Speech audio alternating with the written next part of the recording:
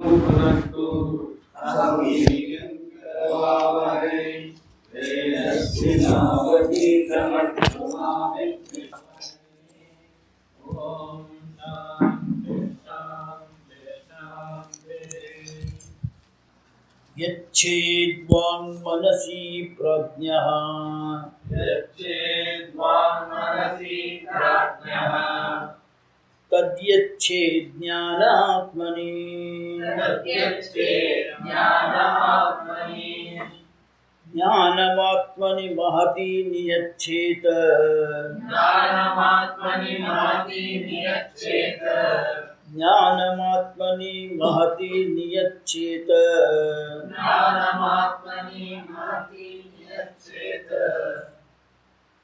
तद्यच्छेत् शान्त आत्मनि तद्यच्चेत् शान्त आत्मनि तद्यच्छेत् शान्त आत्मनि तद्यच्चेत् शान्त आत्मनि ನೀವು ಹೇಳಿ ಯಚ್ಛೇದ್ವಾನ್ಮನಸಿ ಪ್ರಜ್ಞಃ ತದ್ಯಚ್ಛೇದ್ ಜ್ಞಾನಾತ್ಮನಿ ಜ್ಞಾನಮಾತ್ಮನಿ ಮಹತಿ ನಿಯಚ್ಛೇತ್ ತದ್ಯಚ್ಛೇತ್ ಶಾಂತ ಆತ್ಮನಿ ಉತ್ತಿಷ್ಠತ ಜಾಗ್ರತ उत्तिष्ठत जाग्रत ಪ್ರಾಪ್ಯವರಾನ್ ನಿಬೋಧತ प्राप्यवरान् निबोधत ಶುರಸ್ಯ ತಾರಾ ನಿಹಿತಾ ದುರತ್ಯಯಾ सुरस्य धारा निहिता दुरत्यया ದುರ್ಗಂ ಪತಸ್ತತ್ಕವಯೋ ವದಂತಿ दुर्गं पतस्तत्कवयो वदन्ति ಉತ್ತಿಷ್ಠತ ಜಾಗ್ರತ उत्तिष्ठत जाग्रत ಪ್ರಾಪ್ಯವರಾನ್ ನಿಬೋಧತ प्राप्यवरान् निबोधत ಕ್ಷುರಸ್ಯ ಧಾರಾ ನಿಶಿತಾ ದುರತ್ಯಯಾ सुरस्य धारा निहिता दुरत्यया ದುರ್ಗಂ ಪತಸ್ತತ್ಕವಯೋ ವದಂತಿ दुर्गं पतस्तत्कवयो वदन्ति ಹೇಳಿ उत्तिष्ठत जाग्रत प्राप्यवरान् निबोधत शूरस्य धारा निशिता दुरत्यया दुर्गं पतस्तत्कवयो वदन्ति ಉತ್ತಿಷ್ಠತ ಜಾಗ್ರತ ಎಚ್ಚರಾದ್ಮೇಲೆ ಹೇಳ್ತೇವೋ ಎದ್ದ ಮೇಲೆ ಎಚ್ಚರ ಆಗ್ತೇವೆ ಮತ್ತೆ ನೋಡ್ರಿ ಮೊದಲು ಉತ್ತಿಷ್ಠತೆ ಆಮೇಲೆ ಜಾಗ್ರತೆ ಅದಕ್ಕೆ ಯಾಕಂದ್ರೆ ಅದು ನಮ್ಮದೇ ಲಾಜಿಕ್ ಪ್ರಮಾಣದಲ್ಲಿ ಇಲ್ಲ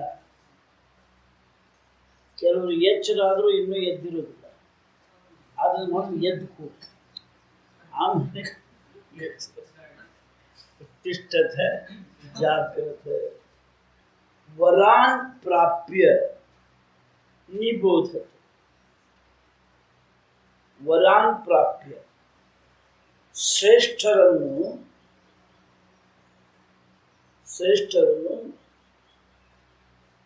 ಹುಡುಕಿಕೊಂಡು ಹೋಗಿ ಸೇರಿಕೊಳ್ಳಿರಿ ನಿಬೋಧತೆ ಶ್ರೇಷ್ಠರು ಯಾರು ಅನ್ನೋದನ್ನು ತಿಳಿದುಕೊಂಡು ಅವರ ಜೊತೆ ನೀವಿರಿ ಅಂತ ಅರ್ಥ ಪ್ರಾಪ್ಯ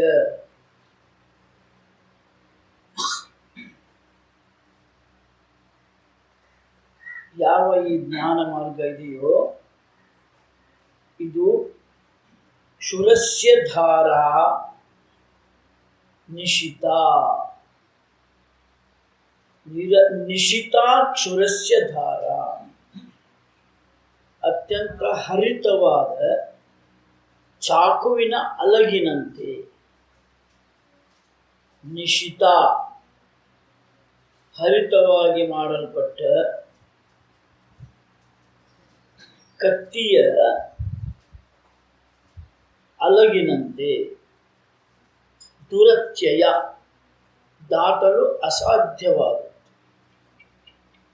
ಅಜ್ಞಾನ ಅನ್ರಿ ಮಾಯಾ ಅನ್ರಿ ಸಂಸಾರ ಅನ್ರಿ ಜನ್ಮ ಮರಣಗಳು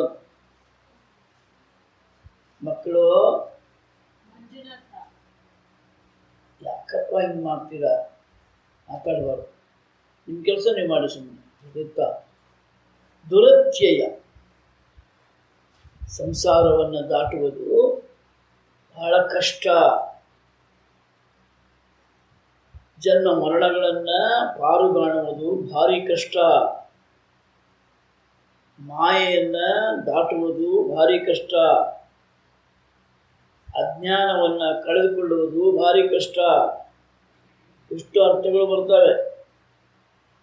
ದುರತ್ಯಯ ಕವಯಃ ತತ್ಪಥ ಪಥಃ ತತ್ಪಥಃ ದುರ್ಗಂ ವದಂತಿ. ಈ ದಾರಿಯನ್ನು ಭಾರಿ ಕಷ್ಟ ಎಂದು ಪಂಡಿತರು ಜ್ಞಾನಿಗಳು ಹೇಳಿದ್ದಾರೆ, ಹೇಳುತ್ತಾರೆ. ವದಂತಿ ಹೇಳುತ್ತಾರೆ, ಭಾರಿ ಕಷ್ಟ. ಇಲ್ಲಿ ಒಂದು 2-3 ಸಂಗತಿಗಳನ್ನು ನಾವು ಸ್ಪಷ್ಟ ಮಾಡ್ಕೋಬೇಕಾಗ್ತದೆ. ಸಾಧಕನು ತಾನು ಎಲ್ಲಿಯವರೆಗೆ ಜನ್ಮ ಮರಣಗಳ ಈ ಒಂದು ಬಂಧನದಲ್ಲಿ ಸಿಲುಕಿದ್ದೇನೆ ಅನ್ನುವ ಎಚ್ಚರವೇ ಇಲ್ಲವೋ ಅವನಿಗೆ ಎಷ್ಟು ಎಚ್ಚರ ಮಾಡ್ತೀರಿ? ಮೊದಲು ಸಾಧಕನಿಗೆ ಆ ಅರಿವು ಮೂಡಬೇಕಾಗ್ತದೆ. ನಾವೀಗ ಸಾಮಾನ್ಯ ಸಾಧಕರ ವಿಚಾರ ಮಾತಾಡ್ತಾ ಇಲ್ಲ. ಸಾಮಾನ್ಯರು ಯಾಂತ್ರಿಕವಾದ ಜೀವನದಲ್ಲಿ ಅವರು ಯಾಂತ್ರಿಕವಾಗಿ ಇರ್ತಿರ್ತಾರೆ. ನೀವು ಏನು ಇವತ್ತು ಮಳೆ ಬಂದ್ರೆ ಸಾಕಪ್ಪ, ಇವತ್ತು ಬೆಳೆ ಬಂದ್ರೆ ಸಾಕಪ್ಪ, ಇವತ್ತು ಮನೆಗೆ ಒಂದು ಎಷ್ಟು ಆಹಾರ ರೇಷನ್ ಬಂದ್ರೆ ಸಾಕು. ನಾವು ರೇಷನ್ ಕಾರ್ಡ್ ಬಂದಿಲ್ಲ, ನಮಗೆ ಆಧಾರ್ ಕಾರ್ಡ್ ಬಂದಿಲ್ಲ. This is all. ಅದನ್ನು ಮೇಲೆ ಹೋಗೋದಿಲ್ಲ. ಆದರೆ ಆಹಾರ ಇಲ್ಲದೆ ಹೋದ್ರೂ ಚಿಂತೆ ಇಲ್ಲ, ಮಳೆ ಬೆಳೆ ಇಲ್ಲದೆ ಹೋದ್ರೂ ಚಿಂತೆ ಇಲ್ಲ. ಆಗಬಹುದು, 100 ಜನರಿಗೆ, 1000 ಜನರಿಗೆ, ಲಕ್ಷಾನು ಜನರಿಗೆ ತೊಂದರೆ ಆಗಬಹುದು. ಆದರೆ ಅವುಗಳಲ್ಲಿ ನನಗೆ ಆಸಕ್ತಿ ಇಲ್ಲ. ನನಗೆ ಆತ್ಮ ವಿಚಾರದಲ್ಲಿ ಆಸಕ್ತಿ ಇದೆ. ನನಗೆ ಜೀವನದ ಸತ್ಯಾಸತ್ಯವನ್ನು ತಿಳ್ಕೋಬೇಕಾಗಿದೆ ಅಂತ ಸತ್ಯಾನ್ವೇಷಣೆ ಮಾಡುವಂಥವ್ರೇನಿದ್ದಾರೆ ಬಹಳ ಕಡಿಮೆ. ಆ ಕಡಿಮೆಯವರ ಬಗ್ಗೆ ನಾವು ವಿಚಾರ ಮಾಡಿಕತ್ತೀವಿ. ಆ ಕಡಿಮೆ ಸಂಖ್ಯೆಯ ಜನ ಇದ್ದಾರೆ, ಅವ್ರ ಬಗ್ಗೆ ನಾವು ಚಿಂತನೆ ಮಾಡ್ತಾ ಇದ್ದೀವಿ. ಪೂಜ್ಯ ಸ್ವಾಮೀಜಿ ಹೇಳ್ತಾರೆ, ವೇದಾಂತ ಇಸ್ ನಾಟ್ ಫಾರ್ ಆಲ್. ಪ್ರಶ್ನೆ ಕೇಳ್ತಾರೆ, ನೋಡಿ ಲಕ್ಷ ಜನ ಇದ್ದಾರೆ, ಕೋಟಿ ಜನ ಇದ್ದಾರೆ. ನೀವು ಉಪನ್ಯಾಸಕ್ಕೆ 1000 ಜನ ಬರ್ತಾರೆ. ಯಾಕೆಂದರೆ ಇವರೆಲ್ಲ 1000 ಜನ ಯಾರು? ಹೊಟ್ಟೆ ತುಂಬಿದವರು, ಸರ್ಕಾರಿ ಸಂಬಳದ ಆದಾಯ ಇದ್ದವರು, ಅಲ್ಪ ಸ್ವಲ್ಪ ಬಟ್ಟೆ ಬರೆ ಎಲ್ಲ ಮಾಡ್ಕೊಂಡವರು, ಆಸ್ತಿ ಮಾಡ್ಕೊಂಡವರು, ರಿಲ್ಯಾಕ್ಸ್ ಆಗಿರ್ತಾರೆ, ಬರ್ತಾರೆ. ರಿಕ್ಷಾ ಡ್ರೈವರ್ ಬರ್ತಾರಾ? ಕೂಲಿಗಳು ಬರ್ತಾರಾ? ನೋಡಿ, ನಿಮ್ಮ ಉಪನ್ಯಾಸದಲ್ಲಿ ರೈತರು ಯಾರು ಬಂದಾರೆ ನೋಡಿ. ಯಾಕೆ ಬಂದಿಲ್ಲ ಗೊತ್ತಾ? ನಿಮ್ಮ ಉಪನ್ಯಾಸ ಅವರಿಗಾಗಿ ನೀವು ಮಾಡ್ತಾ ಇಲ್ಲ, ನೀವು ಕೆಲವು ಜನರಿಗೆ ಮಾಡ್ತಾ ಇದ್ದೀರಿ. ಅದಕ್ಕೆ ಉತ್ತರ ಕೊಡ್ತಾರೆ ಸ್ವಾಮೀಜಿ. ಹೊಟ್ಟೆ ತುಂಬಿದವರು, ಆಸ್ತಿ ಇದ್ದವರು, ಆದಾಯ ಇದ್ದವರು ಎಷ್ಟೋ ಜನ ಬಂದಿಲ್ಲಲ್ಲ. ಅವ್ರಿಗೆಲ್ಲ ಇದೆ ಅಂದರೆ ಅವರು ಬರಬೇಕಾಗಿತ್ತೇ ಇಲ್ಲ. ಅದೊಂದು Vedanta doesn't look at what is your source of income, whether you have a source of income. ನಿನಗೆ ಆದಾಯ ಇದೆಯೋ ಇಲ್ಲೋ, ನಿನಗೆ ಆಸ್ತಿ ಇದೆಯಲ್ಲೋ, ನಿನ್ನ ನೌಕರಿ ಇದೆಯಲ್ಲೋ, ನಿನಗೆ ಸೆಕ್ಯೂರಿಟಿ ಇದೆಯೋ ಇಲ್ಲೋ, ನಿನಗೆ ರಕ್ಷಣೆ ಇದೆಯೋ ಇಲ್ಲೋ, ಇದನ್ನು ನೋಡ್ಲಿಕ್ಕೆ ಹೋಗೋದಿಲ್ಲ. ಅದು ಇಷ್ಟೇ ನೋಡ್ತದೆ. ಇವೆಲ್ಲವುಗಳು ಕೂಡ ಬಂಧನ ಅಂತ ನೀವು ಗುರುತಿಸಿದ್ದೀಯಾ. ಹೀಗಾಗಿ ಮೊದಲನೇ ಸಂಗತಿ, ಉತ್ತಿಷ್ಠತ ಶಬ್ದದೊಳಗೆ ಮೊದಲನೇ ಸಂಗತಿ ಏನು ಅಂತಂದರೆ, ನಮಗೆ ಪ್ರಾಪ್ತವಾದ ಎಲ್ಲ ಅನುಕೂಲತೆಗಳು ಕೂಡ ನಮಗೆ ಇವು ಬಂಧನ ಅನ್ನುವುದರಿಂದ ಎಚ್ಚರ ಆಗಬೇಕು. ಅಲ್ಲಿಂದ ಹೇಳ್ಬೇಕಮ್ಮ. ಉತ್ತಿಷ್ಠತ ಅವ ಗುರುತಿಸಿದ್ರೆ ಹೇಳ್ತಾನೆ. ಗುರುತಿಸ್ಬೇಕು. ಒಂದೇ ಮನೆಯಲ್ಲಿ 4 ಮಕ್ಕಳು ಇರ್ತಾರೆ, ಎಲ್ಲರೂ ಕಲಿತವರೇ ಇದ್ದಾರೆ, ವಿದ್ಯಾವಂತರು ಇದ್ದಾರೆ, ಸೂಕ್ಷ್ಮಗ್ರಾಹಿಗಳು ಇದ್ದಾರೆ. ಆದರೆ ಅದರಲ್ಲಿ ಒಬ್ಬರು ಮಾತ್ರ ಆಸಕ್ತಿಯನ್ನು ತೋರಿಸ್ತಾರೆ, ಇನ್ನು ಉಳಿದವರು ಯಾರು ಆಸಕ್ತಿ ತೋರಿಸೋದಿಲ್ಲ. ಅವ್ರಿಗೆ ಗೊತ್ತಿಲ್ಲ ಸ್ವಾಮಿ ಇದು ಎದಕ್ಕಾಗಿದೆ, ಇಲ್ಲ ಅದು ಕೂಡ ಗೊತ್ತಿದೆ ಅವರಿಗೆ. ಏನೇನು ಜವಾಬ್ದಾರಿಗಳಿವೆ, ಜವಾಬ್ದಾರಿ ಬಗ್ಗೆ ನಾವೆಲ್ಲ ಮಾತಾಡಿರ್ತೀವಿ. ಆ ಜವಾಬ್ದಾರಿಗಳನ್ನು ಕಳ್ಕೋಬೇಕು ಅನ್ನೋ ಎಚ್ಚರ ಇದೆ ಅವರಿಗೆ, ಎಚ್ಚರ ಇದೆ, ಆದರೂ ಆಗ್ತಾ ಇಲ್ಲ. ಯಾಕಾಗ್ತಾ ಇಲ್ಲ? ಆ ವಿಷಯದಲ್ಲಿ ಸ್ಪಷ್ಟತೆ ಇಲ್ಲ, ಆ ವಿಷಯದಲ್ಲಿ ನಿಖರತೆ ಇಲ್ಲ, ನಿಶ್ಚಿತವಾದ ಭಾವ ಇಲ್ಲ. ಯಾಕಿಲ್ಲ? ಅವರು ಅಷ್ಟು ಸೂಕ್ಷ್ಮಗ್ರಾಹಿಗಳು. ಇವನು ಒಬ್ಬನು ಮಾತ್ರ ಸೂಕ್ಷ್ಮಗ್ರಾಹಿ ಇದ್ದಾನೆ. ಇವನಿಗೂ ಹಸಿವಿದೆ, ಇವನಿಗೂ ಮೂಲಭೂತ ಸೌಕರ್ಯಗಳ ಅವಶ್ಯಕತೆ ಇವನಿಗೂ ಇದೆ. ಆದರೆ ಅವುಗಳ ವಿಷಯದಲ್ಲಿ ಅವನು ತಲೆ ಕೆಡಿಸ್ಕೊಳ್ಳಿಕ್ಕೆ ಹೋಗೋದಿಲ್ಲ, ಮನಸ್ಸು ವ್ಯಗ್ರ ಮಾಡ್ಕೊಳ್ಳಿಕ್ಕೆ ಹೋಗೋದಿಲ್ಲ. 8:30 ತಿಂಡಿ ಇಲ್ಲ, 9:00 ಓಕೆ ಚಲೋ ಸ್ವಲ್ಪ, ಇನ್ನೊಂದು ಅರ್ಧ ಗಂಟೆ ಬಿಟ್ಟು ನಾನು ಹೇಳ್ತೀನಿ, ನಾರಾಯಣ ಬಿಟ್ಟರೆ ಆರೋಗ್ಯ ಸರಿ ಇಲ್ಲ, ತಿಂಡಿ ಇನ್ನೂ ಮಾಡೇ ಇಲ್ಲ, ಮಧ್ಯಾಹ್ನ ಊಟಕ್ಕೆ ಬೇಕು ನೋಡಿ, ಚಲ್ತಾ ಚಲೋ. ವ್ಯಾವಹಾರಿಕವಾಗಿ ಲೌಕಿಕವಾಗಿ ಏನೆಲ್ಲ ಮೂಲ ಸೌಕರ್ಯಗಳು ಪ್ರಾಪ್ತವಾಗ್ತವೋ, ಪ್ರಾಪ್ತವಾಗೋದಿಲ್ವೋ, ಹೆಚ್ಚು ಪ್ರಾಪ್ತವಾಗಿಯೋ ಕಡಿಮೆ ಪ್ರಾಪ್ತವಾಗಿಯೋ, ಇವುಗಳ ವಿಷಯದಲ್ಲಿ ಮನಸ್ಸು ವ್ಯಗ್ರ ಮಾಡಿಕೊಳ್ಳತಕ್ಕದ್ದಲ್ಲ, ಅವುಗಳಿಂದ ಮೇಲೆ ಇರಬೇಕಾಗಿದೆ. ಅದು ಉತ್ತಿಷ್ಠತೆ. ಇದು ಮೊದಲನೇ ಸಂಗತಿ. ಎರಡನೇ ಸಂಗತಿ, ಗುರುಗಳ ಮೂಲಕವಾಗಿಯೋ, ಸತ್ಸಂಗಗಳ ಮೂಲಕವಾಗಿಯೋ, ಉಪನ್ಯಾಸಗಳ ಮೂಲಕವಾಗಿಯೋ, ಗ್ರಂಥ ಮಾರ್ಗದರ್ಶನಗಳ ಮೂಲಕವಾಗಿಯೋ ಅವನಿಗೆ ಗೊತ್ತಾಗಬೇಕು ಅಜ್ಞಾನವು ಇದಕ್ಕೆ ಕಾರಣ. ಎರಡನೇ ಸಂಗತಿ, ಸ್ವರೂಪದ ಅಜ್ಞಾನವು ಇದಕ್ಕೆ ಕಾರಣ. ಯಾವುದೇ ವಸ್ತು, ಯಾವುದೇ ಪದಾರ್ಥ, ಯಾವುದೇ ವ್ಯಕ್ತಿ ಆಗಿರಲಿ, ಯಾವುದೇ ಘಟನೆ ಆಗಿರಲಿ ಈ ಜಗತ್ತಿನೊಳಗೆ, ಅವು ಯಾವಕ್ಕೂ ನಿನ್ನನ್ನು ಬಂಧಿಸುವ ಶಕ್ತಿ ಇಲ್ಲ. ಭಗವಂತ ಸೃಷ್ಟಿ ಮಾಡೋದು ಹಾಗೆ ಮಾಡಿದ್ದಾನೆ. ಈ ನಿಸರ್ಗದಲ್ಲಿ ನಮ್ಮ ಸೃಷ್ಟಿ, ಮನುಷ್ಯನ ಸೃಷ್ಟಿ ಹೇಗಾಗಿದೆ ಅಂತಂದರೆ, ಅವನಿಗೆ ಈ ಪರಿಪೂರ್ಣವಾದ ಸ್ವಾತಂತ್ರ್ಯತೆಯನ್ನು ಕೊಟ್ಟೇ ಅವನಿಗೆ ಜನ್ಮವನ್ನು ಕೊಡಲಾಗಿದೆ. ಅದು ವ್ಯಕ್ತಿ ಅಂತಿರೋ, ಅದು ಘಟನೆ ಅಂತಿರೋ, ಅದು ಯಾವುದಾದ್ರೂ ಸಂಬಂಧ ಅಂತಿರೋ, ಯಾವುದಾದ್ರೂ ವಸ್ತು ಅಂತಿರೋ, ಯಾವುದೊಂದು ಪದಾರ್ಥ ಅಂತಿರೋ, ಇವು ಯಾವುಗಳಿಗೂ ಕೂಡ ನಮ್ಮನ್ನು ಬಂಧಿಸುವ ಶಕ್ತಿ ಇವಕ್ಕೆ ಇಲ್ಲ. ಆದರೂ ಇವು ನಮ್ಮನ್ನು ಬಂಧಿಸಿವೆ ಅನ್ನುವಂತಹ ಅನಿಸಿಕೆ ನಮಗಿದ್ದದ್ದಾದರೆ ಅದು ಅವರವರೇ ಆರೋಪಿಸಿಕೊಂಡಿರುವಂತಹ ಒಂದು ಭ್ರಮ. ಇಷ್ಟ ಇದ್ರೆ ಆರೋಪಿಸಿಕೊಳ್ಳುವುದಲ್ಲ. ಎಷ್ಟೋ ಸಂಗತಿಗಳು ಇಷ್ಟವಿಲ್ಲದೆ ಹೋದರೂ ನಮ್ಮ ಮೇಲೆ ನಾವು ಆರೋಪಿಸ್ಕೊಂಡ್ವಿ. ಎಷ್ಟೋ ಸಂಗತಿಗಳು ನಮ್ಮ ಮೇಲೆ ನಾವು ಆರೋಪಿಸ್ಕೊಂಡಿರ್ತೀವಿ. ಉದಾಹರಣೆಗೆ ಹೇಳ್ತೇನೆ, ನನ್ನನ್ನು ಯಾರೂ ಅರ್ಥನೇ ಮಾಡ್ಕೊಂಡಿಲ್ಲ. ನಾನಂದ್ರೆ ಯಾರಿಗೂ ಕೇರೇ ಇಲ್ಲ. ಹೂವಿನಾಗ ನೋಡ್ಕೊತಿರ್ತಾರೆ, ತಿಂಡಿ ಬೇಕಾ, ಊಟ ಬೇಕಾ, ಏನು ಬೇಜಾರಾಗಿದೆಯಾ, ಮಾತಾಡ್ತಿರ್ತಾರೆ, ಎಲ್ಲ ಮಾಡ್ತಿರ್ತಾರೆ. ಆದ್ರೆ ಇವನ್ ಮನಸ್ಸಿನಾಗ ಬಂದ್ಬಿಡೋದು ಏನದು, ನಾನಂದ್ರೆ ಯಾರಿಗೂ ಕೇರ್ ಇಲ್ಲ, ನನ್ನನ್ನು ಯಾರೂ ಅರ್ಥ ಮಾಡ್ಕೊಂಡಿಲ್ಲ.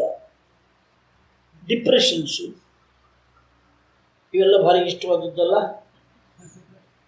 ಇವು ಇಷ್ಟವಲ್ಲದೆ ಹೋದರೂ ಕೂಡ ಇವುಗಳನ್ನು ನಮ್ಮ ಮೇಲೆ ನಾವು ಆರೋಪಿಸಿಕೊಂಡಿದ್ದೇವೆ. ಅರ್ಥ ಮಾಡಿಕೊಳ್ಳಿ. ಯಾಕೆ ಹೀಗಾಯಿತು? ನಮ್ಗೆ ಇಷ್ಟವಲ್ಲದೆ ಹೋದರೂ ಕೂಡ ಇವುಗಳನ್ನು ನಮ್ಮ ಮೇಲೆ ನಾವು ಆರೋಪಿಸಿಕೊಂಡಿದ್ದೀವಿ. ಏಕೆ? ಅಜ್ಞಾನದಿಂದ. ಸೊ ಎರಡನೇ ಸಂಗತಿ ಯಾವುದು ಅಂತಂದ್ರೆ, ಎಲ್ಲ ನೋವುಗಳಿಗೂ, ಎಲ್ಲ ಆಘಾತಗಳಿಗೂ, ಎಲ್ಲ ದುಃಖಗಳಿಗೂ, ಎಲ್ಲ ಪ್ರಕಾರವಾದಂತಹ ನಿರಾಶೆಗಳಿಗೂ ಮೂಲ ಕಾರಣ ಏನು? ಸ್ವರೂಪದ ಅಜ್ಞಾನ. ಫಿಸಿಕ್ಸು ಕೆಮಿಸ್ಟ್ರಿ ಅಜ್ಞಾನ ಅಲ್ಲ, ಸ್ವರೂಪದ ಅಜ್ಞಾನ. ಮೂರನೇ ಸಂಗತಿ, ಜ್ಞಾನದಿಂದ ಈ ಅಜ್ಞಾನವು ನಿವೃತ್ತವಾಗುತ್ತದೆ.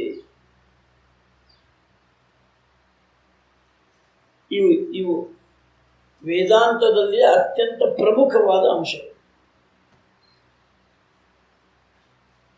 ಟೆಕ್ನಿಕಲ್ ಆಗಿ ಜಿಜ್ಞಾಸ ಮತ್ತು ಬೇರೆ ಇರ್ತದೆ.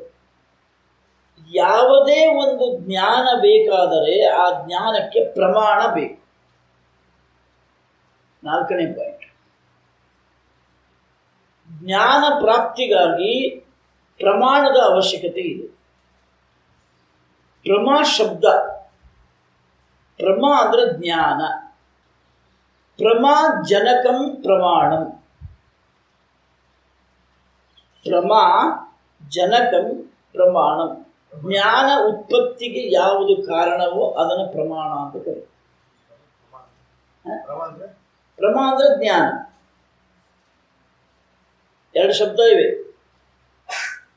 ಪ್ರಮಾ ಜನಕಂ, ಎರಡು ಸೇರಿಸಿ ಪ್ರಮಾಣಂ.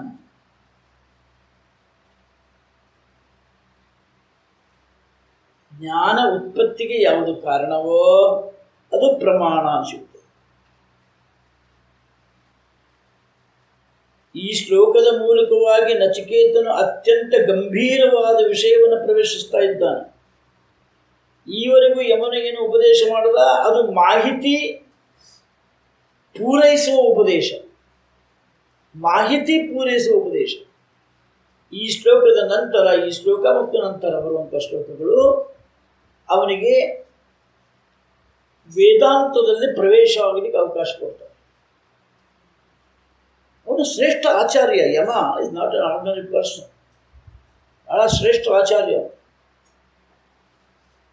ಹೀಗಾಗಿ ಇವು ಸಂಗತಿಗಳಾಗಿ ಇಂಪಾರ್ಟೆಂಟು. ನಾಲ್ಕನೇದ್ದೇನು ಅಂದರೆ, ಅಜ್ಞಾನ ನಿವೃತ್ತಿಗೆ ಜ್ಞಾನ ಪ್ರಾಪ್ತಿಯು, ಜ್ಞಾನ ಪ್ರಾಪ್ತಿಗಾಗಿ ಪ್ರಮಾಣದ ಅವಶ್ಯಕತೆ. ನೆಕ್ಸ್ಟ್, ಪ್ರತ್ಯಕ್ಷಾದಿ ಪ್ರಮಾಣಗಳು ನಿರುಪಯುಕ್ತ. ಈ ವಿಷಯದಲ್ಲಿ ಟೋಟಲಿ ನಿರುಪಯುಕ್ತ ಅಂತ ನಾವು ಹೇಳೋದಿಲ್ಲ. ವ್ಯವಹಾರದಲ್ಲಿ ಬಹಳ ಬೇಕು. ವ್ಯವಹಾರದಲ್ಲಿ ನಾವು ಒಂದು ಗಡಿಗೆಯನ್ನು ಕೊಂಡ್ಕೊಳ್ಳಿಕ್ಕೆ ಹೋದರೆ ಪರೀಕ್ಷೆ ಮಾಡೇ ಕೊಂಡ್ಕೋತೀವಿ. ನಾವು ಪರೀಕ್ಷೆ ಹೆಂಗೆ ಮಾಡ್ತೀವಿ? ಟಣ್ ಕಣ್ ಕಣ್ ಕಣ್ ಕಣ್ ಶಬ್ದ ಬರಬೇಕು, ಒಳ್ಳ ಮುಳ್ಳ ನೋಡ್ತೀವಿ, ಕರೆಕ್ಟ್ ಶೇಪ್ ಇದೆಯಾ, ಸೊಟ್ಟಪಟ್ಟ ಇದೆಯಾ, ಅನಿಷ್ಟ ಅಂತ ಪರಿಗಣಿಸಲಾಗ್ತದೆ. ಎಲ್ಲ ನೆಗ್ಗಿದ್ರೆ, ಎಲ್ಲ ಕಂಠ ಸೀಳು ಬಿಟ್ಟಿದ್ರೆ ಅದು ಅನಿಷ್ಟ ಅಂತ ಆಗ್ತದೆ. ಅದೆಲ್ಲವನ್ನು ಪರೀಕ್ಷಿಸಿ, ಅಂದ್ರೇನೋ ಕಣ್ಣುಗಳನ್ನು ಉಪಯೋಗಿಸಿ, ಶ್ರವಣೇಂದ್ರಿಯವನ್ನು ಉಪಯೋಗಿಸಿ, ನಮ್ಮ ಸ್ಪರ್ಶ ಜ್ಞಾನವನ್ನು ಉಪಯೋಗಿಸಿ, ಎಲ್ಲ ಪ್ರಮಾಣಗಳನ್ನು ಉಪಯೋಗಿಸಿ, ಈ ಗಡಿಗೆ ಪರವಾಗಿಲ್ಲ. ಗೊತ್ತಿಲ್ಲ, ಅಧ್ಯಾತ್ಮಕ್ಕೆ ಬಂದ ತಕ್ಷಣ ಎಲ್ಲ ಪ್ರಮಾಣಗಳು ಶೂನ್ಯವಾಗಿ ಹೋಗ್ಬಿಡ್ತವೆ. ಯಾರು ವಿಚಾರಣೆ ಮಾಡಲಿಕ್ಕೆ ಹೋಗುದು?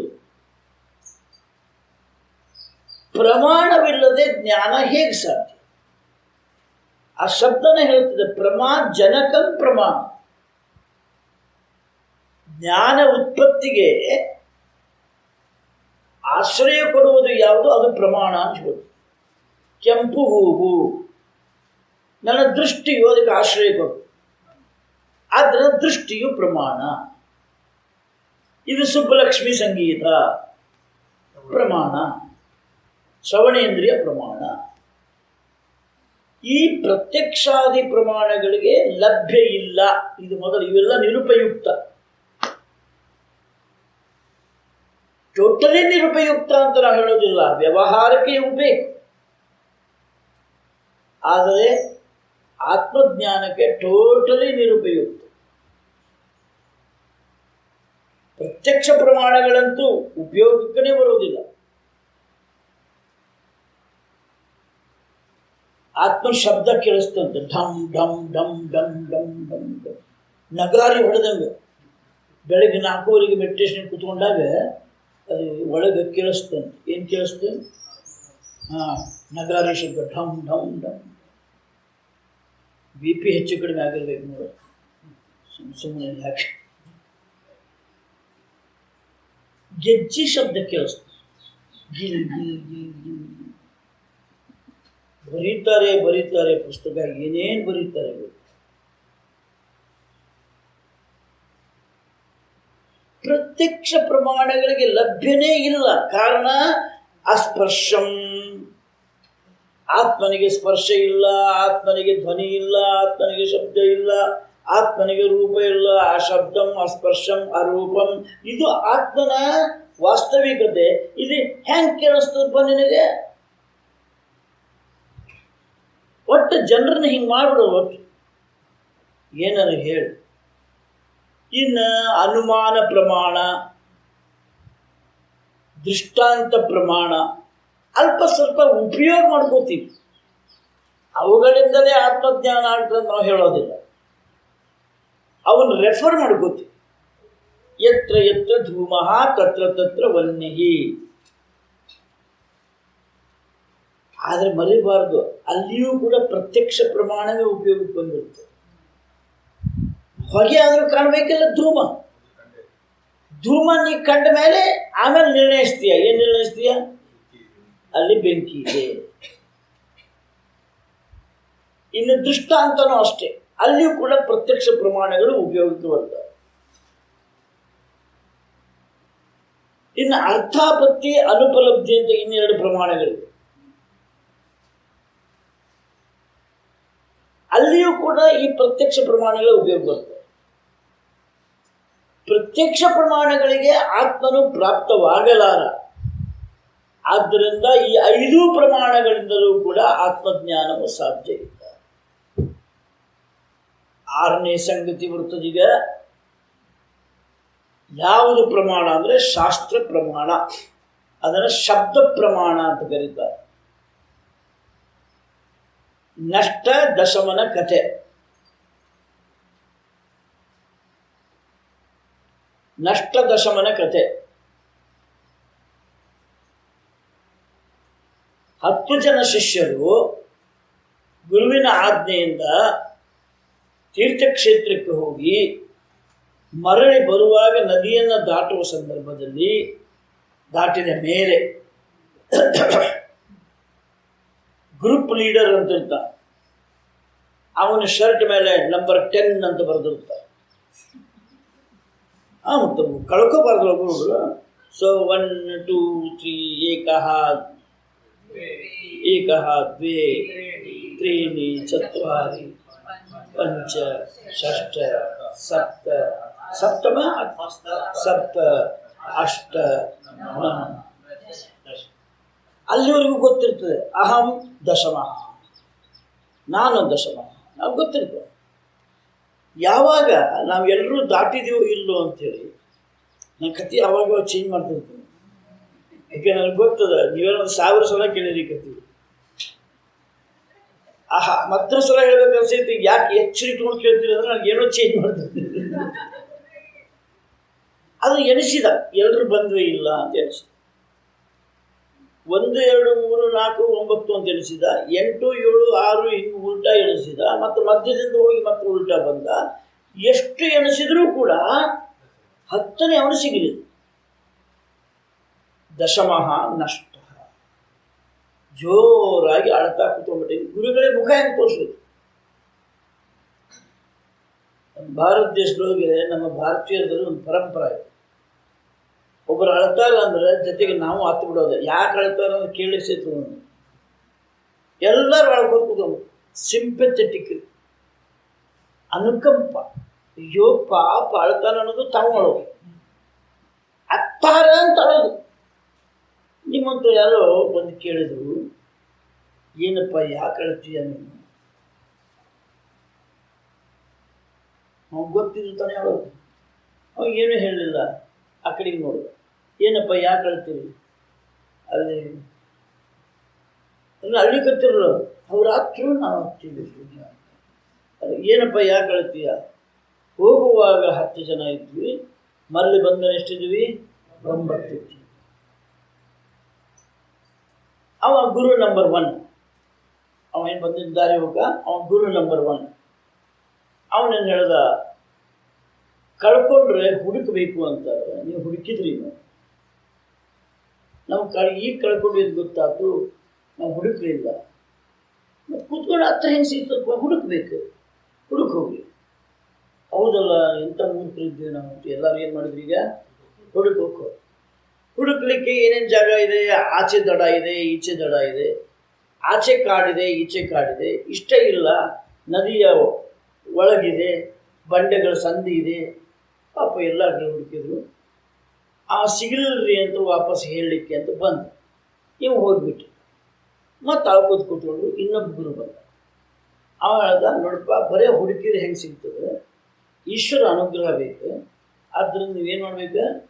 ಈಶ್ವರ ಅನುಗ್ರಹ ಪ್ರಾರ್ಥಿಸ್ಬೇಕು. ಏನಂತ ಪ್ರಾರ್ಥಿಸ್ಬೇಕು?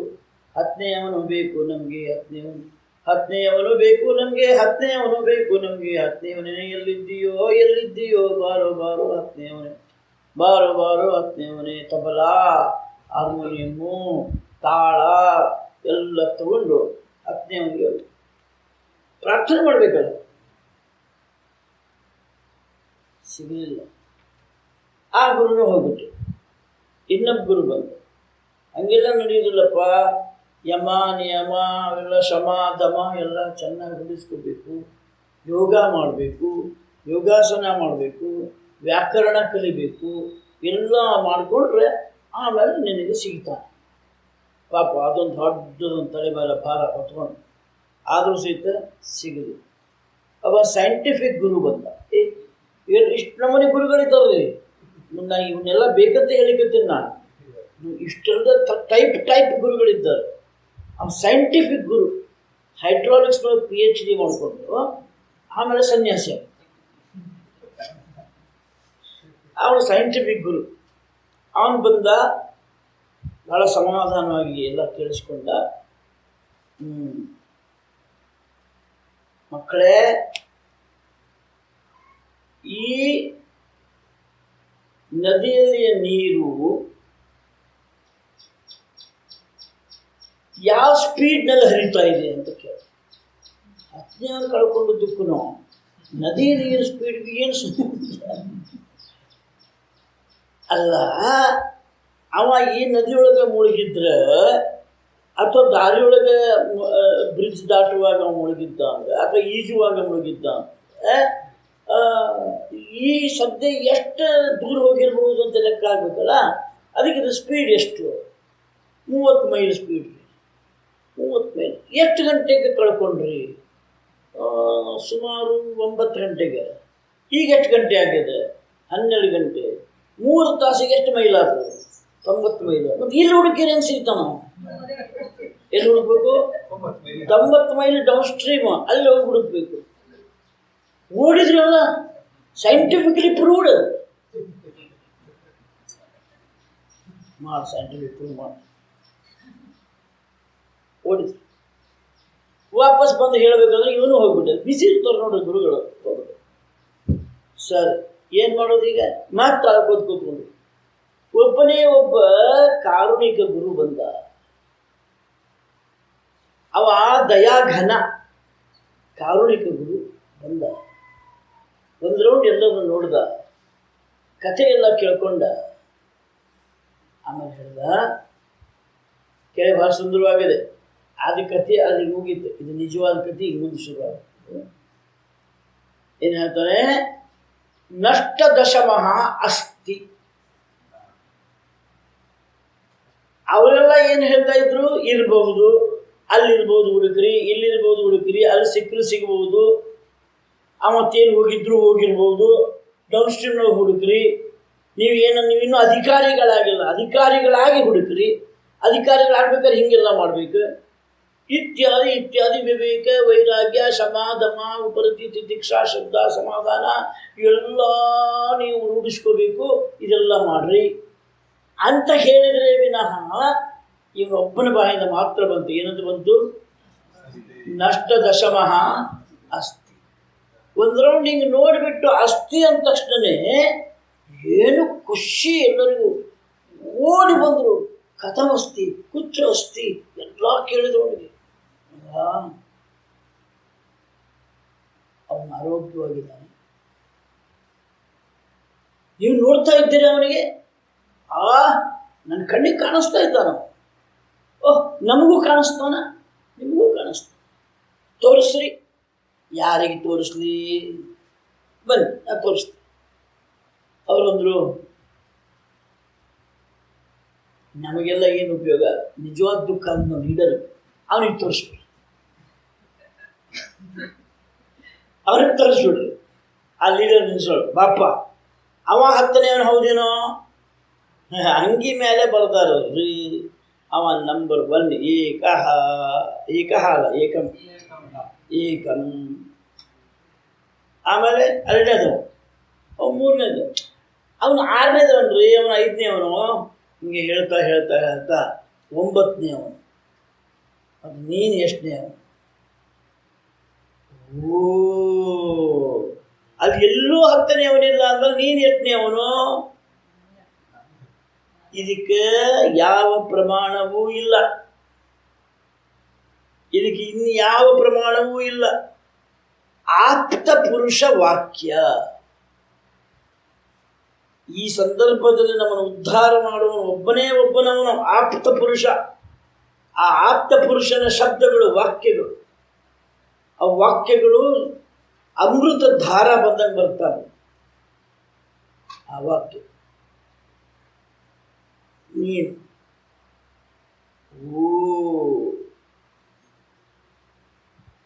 ಓ ಅಂದ. ಅಲ್ಲಿಗೇನಾಯ್ತು?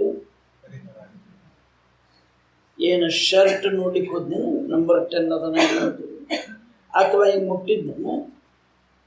ನೀನು ಅವ ಮುಟ್ಕೊಳ್ಳಿಲ್ಲ, ಆ ಶರ್ಟ್ ಮೇಲೆ ನಂಬರು ನೋಡಲಿಲ್ಲ. ಅಲ್ಲೆಲ್ಲ ನಂಬರ್ ನೋಡ್ದ, ಅವ್ರು ಯಾರು 10ನೇವರಲ್ಲ ಅಂತ ಗೊತ್ತಾಯ್ತು ಅವನಿಗೆ. ಆದರೆ ತನ್ನ ಶರ್ಟ್ ಮೇಲಿನ ನಂಬರ್ 10 ನೋಡಲಿಲ್ಲ ಅವನು.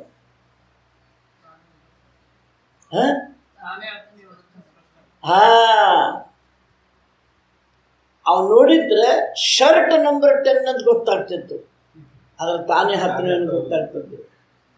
ಆದರೆ ಈಗ ಅವನ ವಾಕ್ಯ ಎಷ್ಟು ಸುಂದರವಾಗಿತ್ತು ಅಂತಂದರೆ, ಮೊದಲನೇ ಅವನು 4ನೇ ಅವನು 4ನೇ ಅವನು, 9ನೇ ಅವನು 9ನೇ ಅವನು, 8ನೇ ಅವನು 8ನೇ ಅವನು, 7ನೇ ಅವನು 7ನೇ ಅವನು.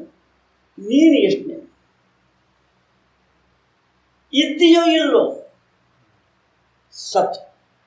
ಎಚ್ಚರಿದೆಯೋ ತಪ್ಪಿಯೋ? ಚಿತ್. ಯಾವತ್ತಿಗೆ ಇದ್ದೀಯೋ? ಇವತ್ತು ಮಾತ್ರ ಇದ್ದೀಯೋ? ಯಾವತ್ತಿಗೂ ಅನಂತ. ಸತ್ಯಂ ಜ್ಞಾನಂ ಅನಂತಂ. ಕಳ್ಕೊಂಡು 10ನೇವನಲ್ಲ ಅನಂತಂ. ಆತ್ಮನ ಹುಡುಕೋರು ನಾವು ಸಚ್ಚಿದಾನಂದ ಸ್ವರೂಪರು ಅಂತ. ಆ ಪ್ರಮಾಣ ಯಾವ ಪ್ರಮಾಣ? ಜೀವೇಶ್ವರ ಐಕ್ಯವನ್ನು ಉಂಟು ಮಾಡುವ ಪ್ರಮಾಣಗಳು ನಮಗೆ ಸಿದ್ಧ ಮಾಡಿ ತೋರಿಸ್ತಾರೆ. ಹೀಗಾಗಿ 6ನೇ ಸಂಗತಿ ಏನು ಅಂತಂದರೆ ಪ್ರಮಾಣ. ಆ ಪ್ರಮಾಣ ಹೇಗಿರಬೇಕು? ಶಬ್ದ ಪ್ರಮಾಣ. ಪ್ರಮಾಣ ಬೇರೆ ಅಲ್ಲ, ಪ್ರಮಾಣವನ್ನು ಉಪದೇಶಿಸುವಂತಹ ಗುರು ಬೇರೆ.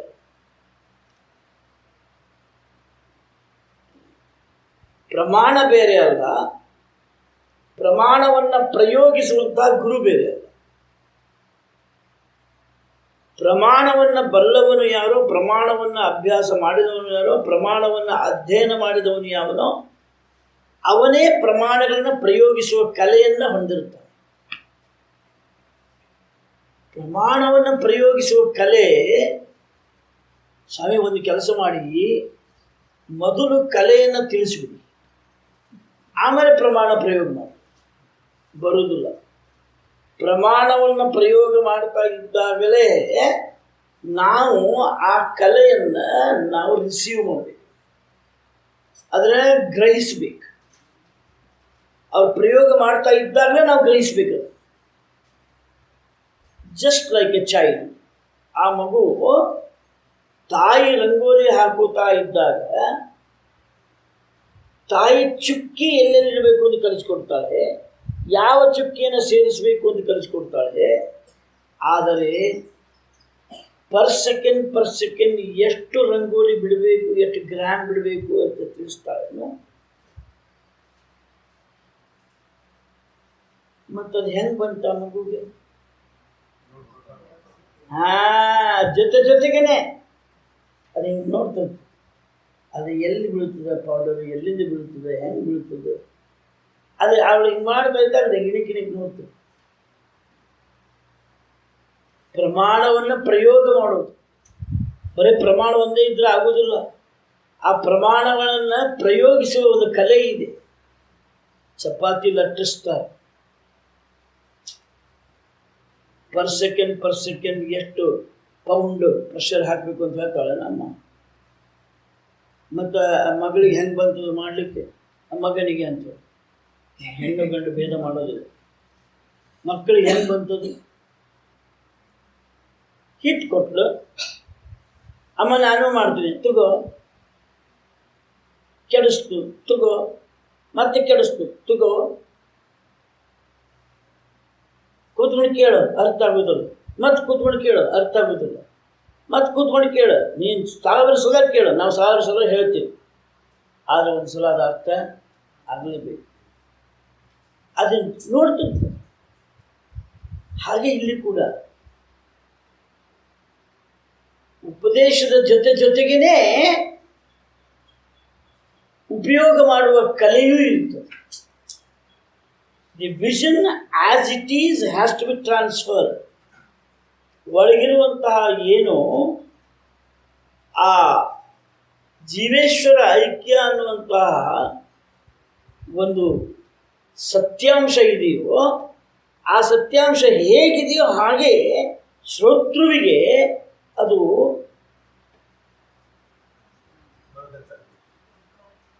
ಲಭ್ಯವಾಗುತ್ತೆ. ಶ್ರೋತೃವಿಗೆ ಲಭ್ಯ ಹೇಗಿದೆಯೋ ಹಾಗೆ ಲಭ್ಯ ಆಗಬೇಕು. ಗುರು ತಾ ಹೇಗೆ ಕಂಡನೋ ಹಾಗೆಯೇ ಶಿಷ್ಯರು ಕಾಣಬೇಕು. ಅದಕ್ಕೆ ಒಂದು ಸುಂದರವಾದ ಹೇಳಿಕೆ ಇದೆ. ಸ್ವಯಂ ತೀರ್ಣ ಪರಾನ್ ತಾರಯತಿ. ಸ್ವಯಂ ತೀರ್ಣ, ಸ್ವತಃ ದಾಟಿದವನು, ಪರಾನ್ ತಾರಯತಿ, ಇನ್ನೊಬ್ಬರನ್ನ ದಾಟಿಸ್ತಾನೆ. ನಮ್ಮ ಸಿದ್ಧನ ಸಿಟ್ಟು ಬರ್ತದೆ. ಸ್ವಯಂ ಕನ್ಫ್ಯೂಸ್ಡ್, ನಮ್ಮ ಸಂಸ್ಕೃತಿ ಹೆಂಗಿದೆ ನೋಡ್ರಿ. ಈಗ ಸ್ವಯಂ ಕನ್ಫ್ಯೂಸ್ಡ್, ಪರಾನ್ ಕನ್ಫ್ಯೂಜಯತಿ. 10th conjugation ಮುಳುಗಂತಿ. ಮುಳುಗಂತಿ, ಮುಳುಗಿದವರು ಮುಳುಗಂತಿ. ನಿಜ ರೀ.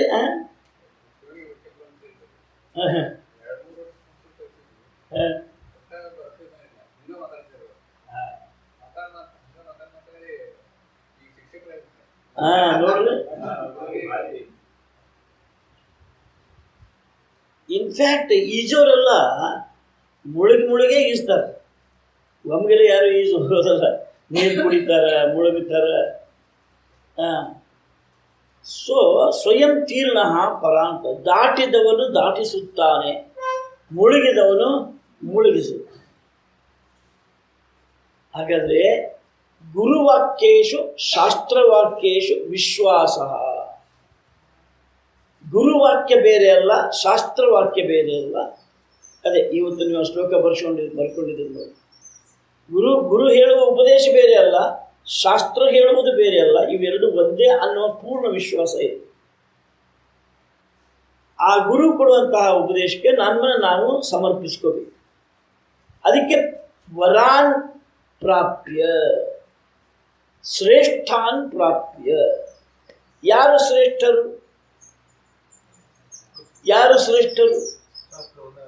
ಅಬ್ದುಲ್ ಕಲಾಂ ಅಪಿ ಶ್ರೇಷ್ಠ ಏವ, ನರೇಂದ್ರ ಮೋದಿ ಅಪಿ ಶ್ರೇಷ್ಠ ಏವ. ಅವರಿಗೆ ಅವರವ್ರದ್ದೇ ಪಾಕೆಟ್ ಇರುತ್ತೆ, ಆ ಪಾಕೆಟ್ನಲ್ಲಿ ಅವರು ಶ್ರೇಷ್ಠ. ಅದನ್ನು ನಾವು ಗೌರವಿಸಬೇಕು. ಅದ್ರ ಬಗ್ಗೆ ನಾವು ತಾತ್ಸಾರ ಮಾಡೋ ಅವಶ್ಯಕತೆ ಇದೆ. ಆದರೆ ಇಷ್ಟು ಶ್ರೇಷ್ಠತೆ ಮಾತ್ರ ಸಾಲದಲ್ಲವೇ, ಅವರಿಗೂ ಅವರದೇ ಆದಂತಹ ಆಂತರಿಕ ಪ್ರಾಬ್ಲಮ್ಸ್ಗಳು, ಸಮಸ್ಯೆಗಳು ಇದ್ದೇ ಇರ್ತವೆ. ಆ ಸಮಸ್ಯೆಗಳನ್ನು ಅವ್ರಿಗೂ ದಾಟಬೇಕಾಗಿದೆ. ಅದನ್ನು ದಾಟುವುದು ಹೇಗೆ ಅನ್ನೋದು ಗೊತ್ತಿರೋದೇ ಒಂದು ಯಾವುದೋ ಒಂದು ಸಮಾಧಾನಕರವಾದ ಒಂದು ಕ್ಷೇತ್ರದಲ್ಲಿ ಸ್ಟಾಗ್ನೆಂಟ್ ನಿಂತು ಬಿಡ್ತಾರೆ. ಹಾಗೆ ನಿಂತವರು ಪ್ರಧಾನಮಂತ್ರಿ ಆಗ್ತಾರೆ, ಹಾಗೆ ನಿಂತವರು ಅಬ್ದುಲ್ ಕಲಾಂ ಆಗ್ತಾರೆ, ಹಾಗೆ ನಿಂತವರು ಚೀಫ್ ಮಿನಿಸ್ಟರ್ ಆಗ್ತಾರೆ, ಎಲ್ಲೆಲ್ಲೋ ಅಂದ್ಕೊಂಡಿದ್ರು ಅಂಬಾನಿ ಆಗ್ತಾರೆ. ಅದು ಹಾಗೆ ನಿಂತು ಅವರವರ ಕ್ಷೇತ್ರದಲ್ಲಿ ಇನ್ನು ಮುಂದೆ ನಮಗೆ ಆಚೆಗೆ ಈಚೆಗಿನ ಪರಿಹಾರ ಇಲ್ಲಪ್ಪ ಅಂತ ಯಾವಾಗ ಗೊತ್ತಾಗ್ತದೆ. ಉದಾಹರಣೆಗೆ ಜನಾರ್ದನ್ ರೆಡ್ಡಿ ಎಲ್ಲಿದ್ದ ನಾವು ಚಿತ್ರದುರ್ಗ ಇಲ್ಲ, ಬಳ್ಳಾರಿ ಪ್ರವೇಶ ಇಲ್ಲ ಅವನಿಗೆ, ನಿಷೇಧ ಇಲ್ಲ, ಬೆಂಗಳೂರಿನಲ್ಲಿಲ್ಲ. ಏಕೆಂದರೆ ಸಾಕ್ಷಿ ನಾಶ ಮಾಡ್ತಾನೆ ಅಂತೇಳಿ ಅವಾಗೆಲ್ಲೋ ಅವಕಾಶ ಕೊಟ್ಟಿಲ್ಲ. ಹಾಗೆಲ್ಲೋ ಇರಬೇಕು. ಕರ್ನಾಟಕ ಇಲ್ಲ, ಕರ್ನಾಟಕದಲ್ಲೇ ಇದ್ದಾನೆ, ಸಂಡೂರಿಗಿನ ಎಲ್ಲ ಇದ್ದಾನೆ. ಸಂಡೂರು ಅಲ್ಲ, ಅಲ್ಲಿ ಅವನ ಗಣಿಗಳಿವೆ. ಈ ಸಲ ಬಳ್ಳಾರಿ ಹೋದರೆ ನಾನು ತುಂಬ ಸಿಗುತ್ತೆ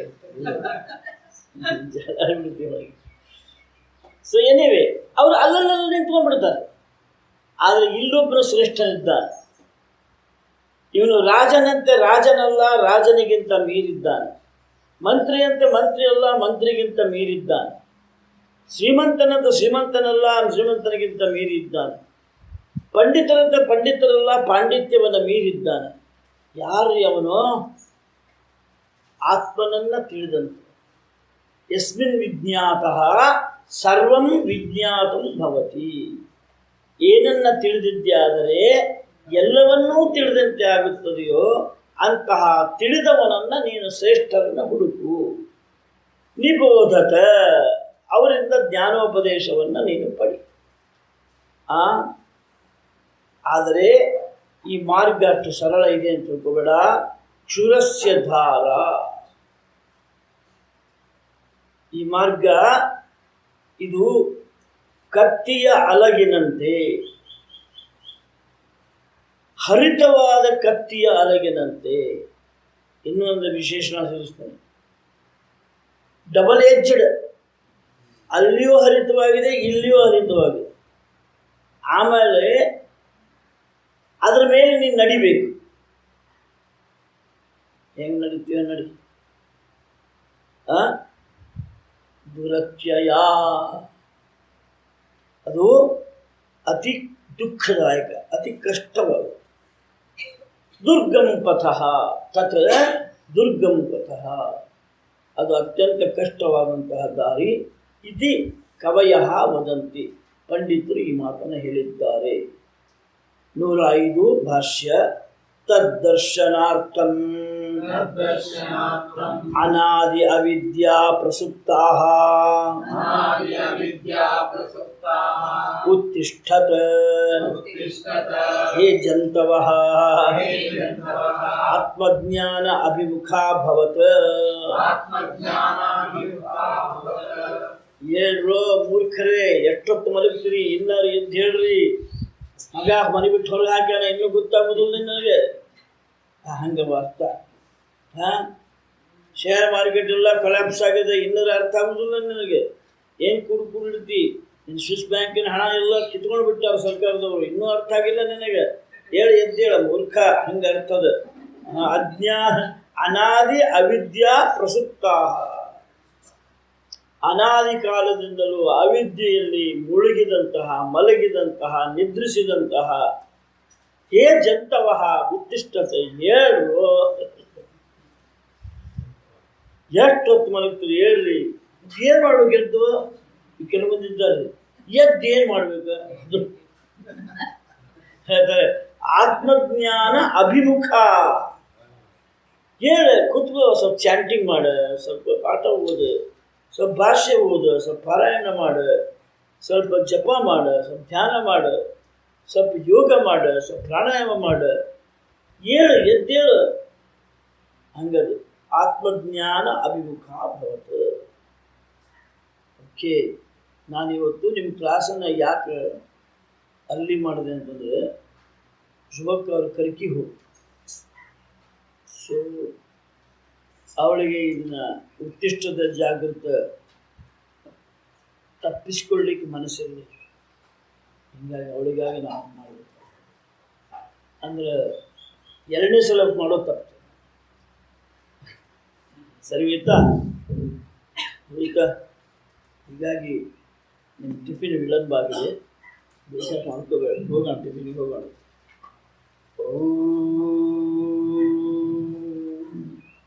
ಶಾಂತಿ ಶಾಂತಿ ಶಾಂತಿ. ಹರಿ ಓಂ. ಶ್ರೀ ಗುರುಭ್ಯೋ ನಮಃ. ಹರಿ ಓಂ. जय श्री सद्गुरुनाथ महाराज जी की धन्यवाद. Thank you.